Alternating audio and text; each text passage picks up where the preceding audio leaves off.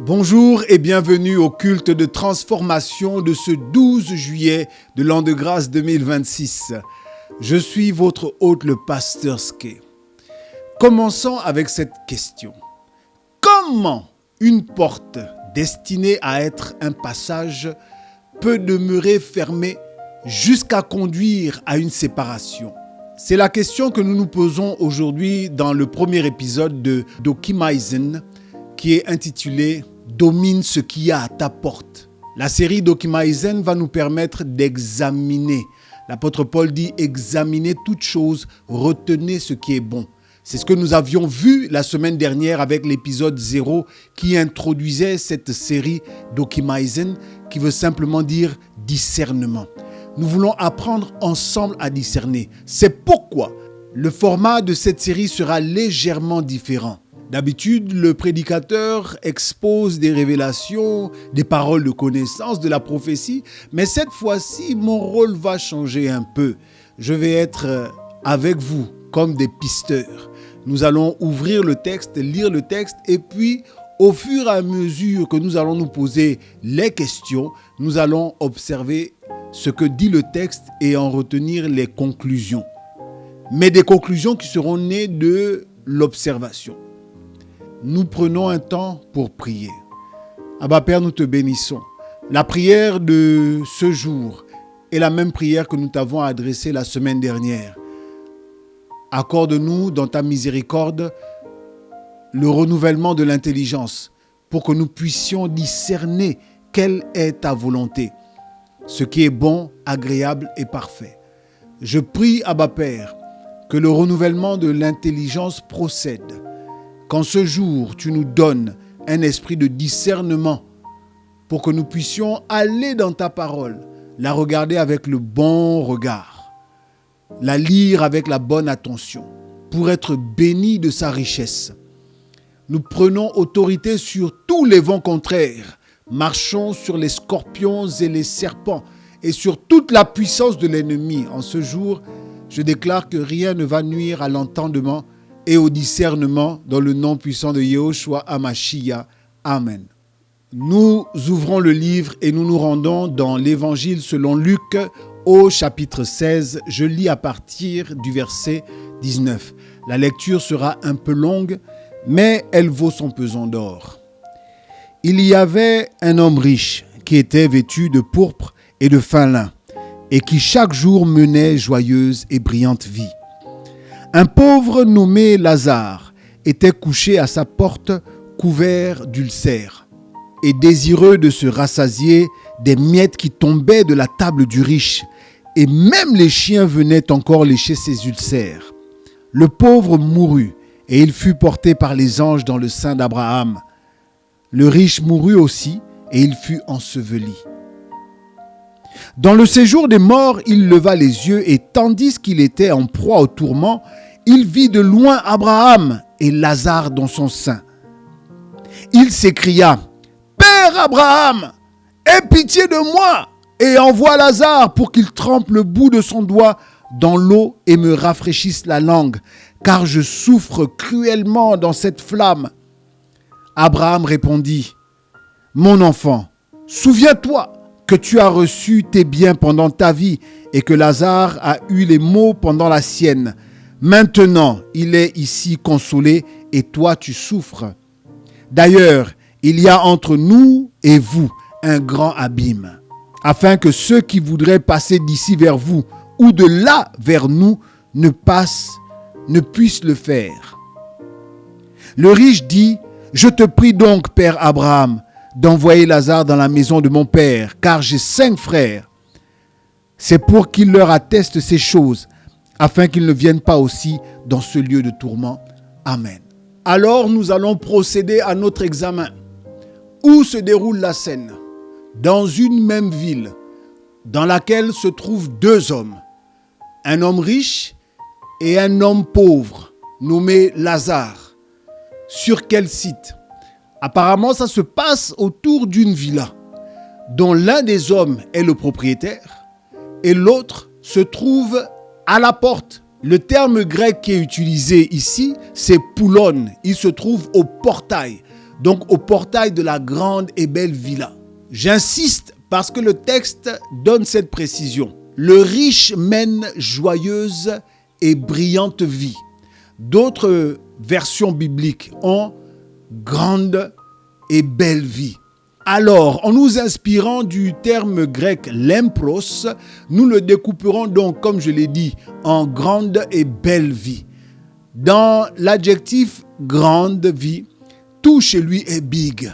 Big house, grande maison, big car, grande voiture, big money, grosse fortune et peut-être aussi big man, un homme d'une certaine corpulence. Et l'autre adjectif, belle vie, ah oui, chez lui, la femme est belle, les enfants sont beaux. Même si lui, il peut ne pas être beau, mais tout ce dans quoi il vit est beau. Et la Bible continue en disant que c'était chaque jour. Donc c'était un mode de vie continuel, jour après jour. C'était la même grande et belle vie. Ça, c'est pour le riche. Maintenant, pour le pauvre, voici la description du pauvre. Il est pauvre, mais le terme grec permet d'ajouter à cette dimension de pauvreté une autre qui est celle de la mendicité. C'était un pauvre mendiant. Mais en plus de ça, il a la peau recouverte d'ulcères.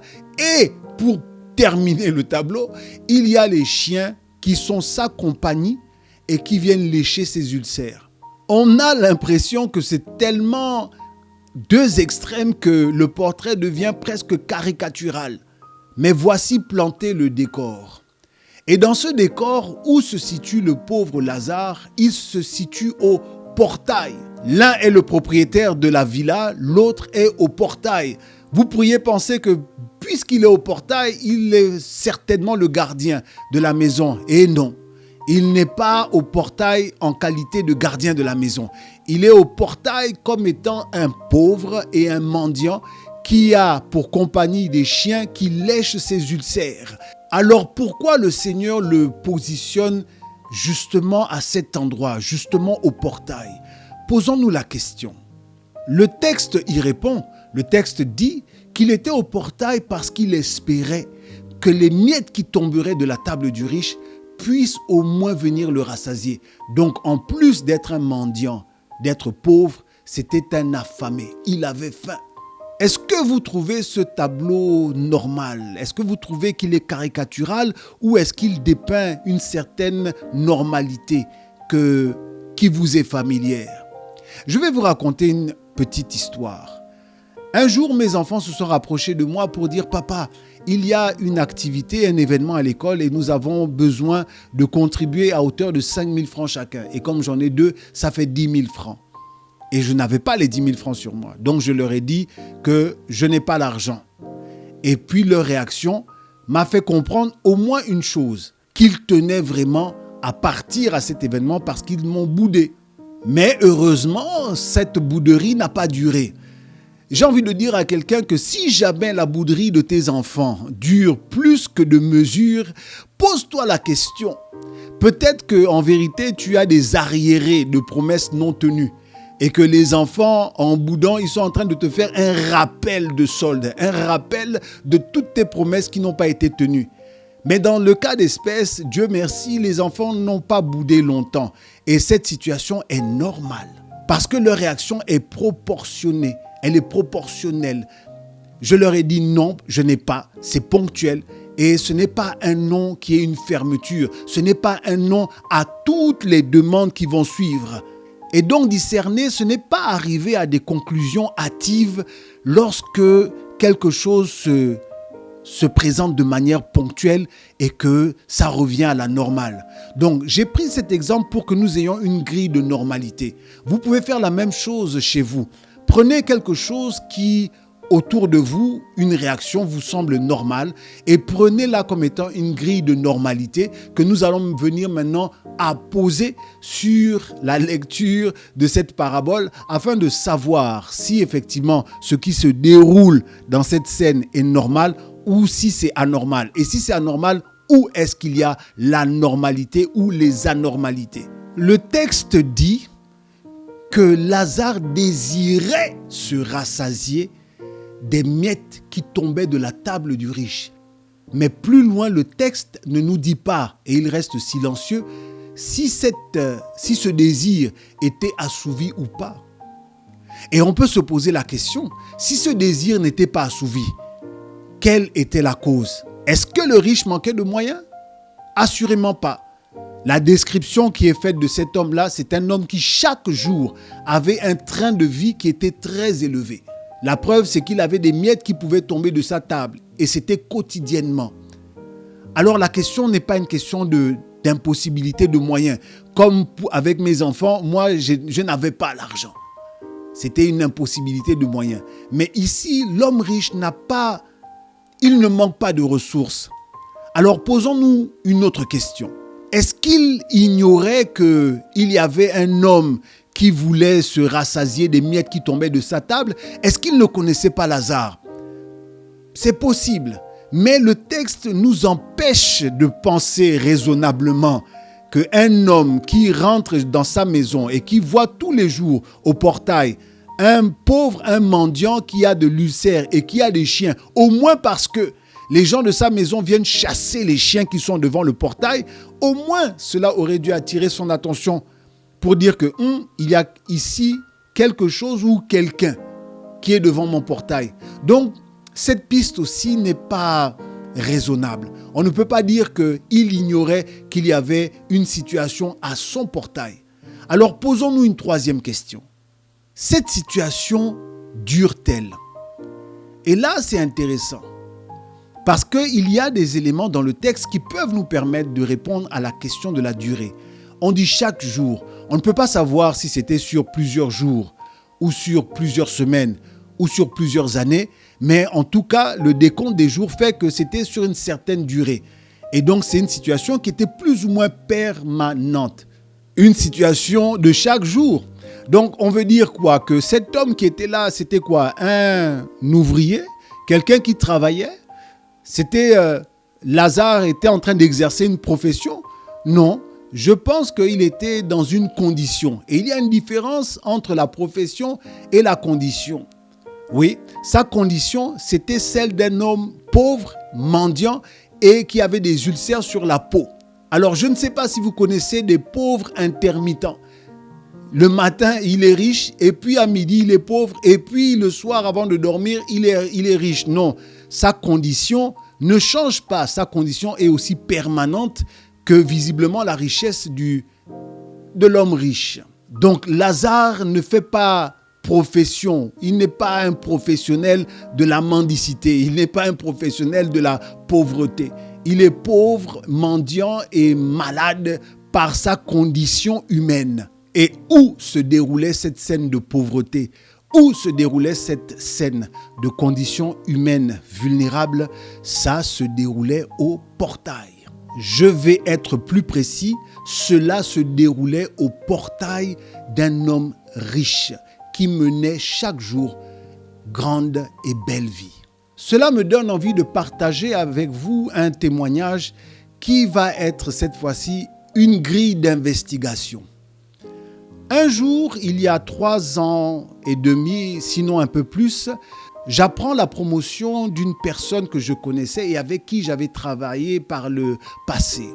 Et lorsque j'apprends sa promotion, je suis heureux parce que je me dis que j'ai un profil que je peux faire valoir auprès de la personne afin de travailler avec elle. Parce que je connais son battement de cœur et donc finalement j'en parle à mon épouse et me voici parti avec CV, lettre de motivation. Et lorsque j'arrive, je rencontre la personne dans le couloir, elle était en train de sortir et elle me fait un bel accueil, un grand accueil avec le sourire et là je me sens accueilli. Et elle me dit, bon, je suis en train de sortir et je lui explique rapidement dans le couloir la raison pour laquelle je suis présent dans ces locaux. Elle me demande de revenir le lendemain. Je reviens le lendemain. Elle me reçoit. Elle me reçoit dans un grand et beau bureau. Je vous vois venir. Ce n'est pas une histoire de grande et belle vie. C'est une histoire de grand et beau bureau. Elle me reçoit dans ce dans ce cadre-là. Et en partageant avec elle la raison de ma démarche, elle est très souriante et puis elle me rassure et puis elle me fait comprendre que mon profil l'intéresse et donc elle me fait prendre attache avec sa secrétaire pour me demander de revenir. Je reviens le lendemain et bien sûr, quand je suis rentré chez moi, j'ai dit à mon épouse que tout s'est bien passé avec un large sourire. Le lendemain, je me présente chez la secrétaire. Elle me reçoit. Et donc, je lui explique que j'ai eu le contact avec sa patronne et elle me rassure. Elle me dit que la patronne l'a informée. Et donc, je demande à quelle heure. Elle m'explique que l'agenda de la patronne est chargé et qu'elle ne sera pas là aujourd'hui. Et donc, elle me fait prendre un rendez-vous pour 2 jours plus tard. Et je prends son contact. Je prends le contact de la secrétaire. 2 jours plus tard, je me présente. Et cette fois-ci, je lui dis que j'ai tenté de joindre la patronne les 2 derniers jours. Et elle me fait comprendre que la patronne a changé de numéro de téléphone parce qu'elle recevait de nombreux coups de fil compte tenu de sa promotion et qu'elle avait besoin, et que son téléphone aussi était chargé. Donc, elle avait besoin d'avoir un nouveau téléphone. Très bien. Et de là, elle m'a fait revenir en fin de semaine. Et quand je suis revenu en fin de semaine, il y avait toujours une difficulté. Et cela a duré sur 2 semaines. Et je suis venu, et je suis revenu, et je suis revenu. Quand je tentais d'appeler, je n'avais pas d'interlocuteur au bout de la ligne. Quand j'ai tenté de revenir, je n'avais plus de rendez-vous avec la secrétaire. Et la porte qui était grande ouverte, au début, c'est une porte finalement qui est demeurée une porte fermée et durablement. Et donc cette grille d'investigation, cette grille d'examen, plaçons-la sur le texte. Qu'est-ce qui est anormal ? Ce qui est anormal, c'est une situation persistante. Oui, quand quelque chose commence à durer dans le temps, quand une porte reste durablement fermée, là, il faut commencer à questionner le pourquoi. Depuis quand une impossibilité devient-elle une rupture durable ? Vous avez vu avec mes enfants, je n'étais pas en mesure de répondre à leurs sollicitations. Ils ne m'en ont pas voulu pendant des heures. La chose est revenue à la normale. Mais cette situation, ça fait à jour plus de 3 ans et demi, je n'ai toujours pas eu de contact par la suite. Alors depuis quand cette impossibilité est-elle devenue la raison d'une rupture durable ? Depuis quand une situation accablante cesse-t-elle d'appeler, de susciter une réponse ? Depuis quand une porte demeure-t-elle fermée ?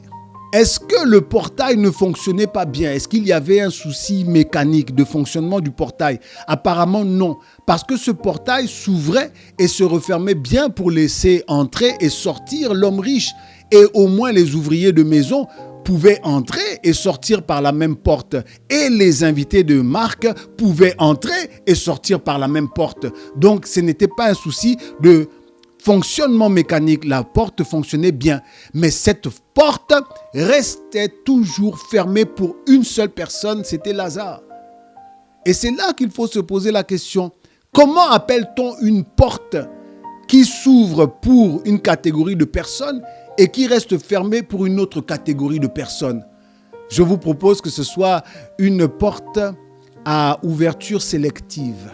Mais alors, si c'est le cas, qui choisit de laisser entrer et qui choisit de ne pas laisser entrer ?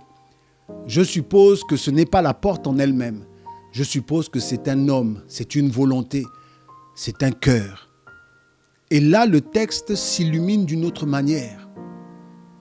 Le texte nous fait comprendre que ce portail qui reste fermé pour Lazare est en vérité le seuil d'un cœur, la porte d'un cœur qui refuse de laisser entrer Lazare. Alors je vous propose qu'à partir de ces observations, nous puissions en tirer 3 principes de discernement que nous pouvons appliquer à nos situations au quotidien. Le premier principe est, comme nous l'avons vu, qu'une situation persistante doit être examinée. Parce que la durée d'un phénomène, la durée d'une situation en modifie le diagnostic. Si vous allez chez un médecin et que vous souffrez d'une douleur, la douleur peut être ponctuelle. Même la douleur ponctuelle demande quand même qu'il y ait un examen. Mais si cette situation est persistante, vous allez voir que le praticien, le docteur va vous demander de faire un examen approfondi pour savoir ce qui s'est installé et ce qui dure dans le temps. Le deuxième principe est le suivant. Domine ce qui est à ta porte. Pourquoi cela est un principe ? Parce que parfois, les réalités qui sont devenues habituelles, quotidiennes, sont des réalités qui échappent à notre discernement. Qu'y avait-il réellement à la porte, au portail de l'homme riche ? Un pauvre ou bien un homme ? Ces deux questions n'appellent pas forcément la même réponse. Nous vivons dans une société où finalement la vulnérabilité, la pauvreté sont des situations qui sont normalisées, sont des situations qui sont toujours là autour de nous. Elles sont des situations ambiantes. C'est comme une atmosphère, c'est comme un climat. On passe, on regarde la pauvreté. Mais ce qui est différent, c'est lorsque cette pauvreté porte un visage. Dans le texte, cette pauvreté porte un nom d'homme, Lazare. Donc le danger, c'est de voir une catégorie là où le Seigneur présente un homme. Une catégorie sociale que l'on range dans les casiers de l'État, ou un homme qui se tient là sous nos yeux, à notre portail. Alors certes, le discernement, ce n'est pas de s'occuper de tous les Lazars du monde. Mais que fais-tu du Lazare qui se tient à ton portail ? Pose-toi la question aujourd'hui, est-ce qu'il y a une situation qui se trouve à mon portail afin que je domine sur ce qui est à ma porte ? Dominer sur ce qui est à la porte, c'est davantage dominer sur une manière de regarder les choses. Regardez bien, c'est commencer à discerner. Regardez bien, c'est la capacité à regarder la chose non pas depuis soi, comme nous l'avions dit dans l'épisode 0, mais depuis le regard de Dieu. Enfin, le troisième principe à tirer, une porte bien discernée peut devenir un passage. Le patriarche Abraham va dire « Lazare est ici consolé ». Le terme « consolé » est de la même racine que le consolateur, le paraklétos. Et en grec, il veut dire être auprès de quelqu'un. Lazare cherchait juste quelqu'un auprès de qui se tenir. Il cherchait juste une proximité. Et ce qui est étonnant, c'est qu'il ne peut pas y avoir meilleure proximité qu'une porte, qu'un portail qui se tenait à l'interface entre deux milieux, entre l'opulence d'une villa, de la grande et de la belle vie, et l'autre qui était la dimension de la pauvreté, de la mendicité, de l'ulcère et des chiens. Il n'y avait qu'une seule porte qui pouvait servir de passage à l'un, où deux hommes, deux destinées, deux mondes pouvaient se rencontrer. Alors discerne bien tes opportunités, discerne bien les portes et permets qu'elles soient des passages de toi vers et de l'autre vers toi, afin que chacun puisse être auprès de quelqu'un. Et je parle à un grand. Il y a des petits qui veulent être auprès du grand. Il y a des petits qui cherchent la consolation auprès de quelqu'un. Il faut bien discerner. Je veux prier. Abba Père, nous te remercions pour le prône de ce jour. Merci pour le discernement que tu fais nôtre. Merci pour ton esprit qui nous donne de questionner et d'apprécier les choses à partir du référentiel que tu es. Donne la gloire à ton nom, Abba Père. Dans le puissant nom de Yehoshua HaMashiach, j'ai prié. Amen. Que le Seigneur vous bénisse chez vous, qu'il vous rencontre dans vos besoins et qu'il nous donne ce discernement dont nous avons besoin dans les temps qui sont les nôtres. Les messages pour contribuer, pour soutenir l'œuvre de Dieu, pour soutenir Magen, s'affichent maintenant sur vos écrans. Si vous n'êtes pas encore abonné, je vous invite à le faire. Activez la clochette d'alarme pour recevoir nos dernières notifications. C'est la clochette de notification, oui, pour recevoir nos dernières publications. Partagez, laissez un commentaire pour encourager. Et nous allons poursuivre la semaine prochaine avec un nouvel épisode et toujours en train d'aiguiser notre outil de discernement, notre intelligence renouvelée, pour que nous ne puissions plus manquer les événements et les situations, pour que nous puissions avoir une bonne lecture des signes, des indicateurs qui sont autour de nous.